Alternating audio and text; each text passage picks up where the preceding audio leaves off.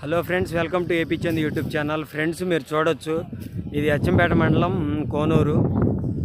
దగ్గర 2400 ఎకరం ఉంటే 800 ఎకరం వరదలు వచ్చేసి డ్యామేజ్ అయింది. ఇది పత్తి 30,000 వరకు పెట్టుబడి అయిందని చెప్పి రైతు అంటున్నారు. పూర్తిగా డ్యామేజ్ అయింది. పీకి పెసరో, మినుమో, మొక్కజొన్న అయితే మిరదాటో ఏదో ఒకటి వేయాలని ప్రయత్నం చేస్తామన్నారు. సిచ్యువేషన్ వెరీ బ్యాడ్గా ఉంది రైతుల పరిస్థితి అయితే. అది ఫ్రెండ్స్ వీడియో యొక్క సారాంశం. ఫుల్ వీడియో మన ఛానల్లో ఉంటుంది, చూడండి.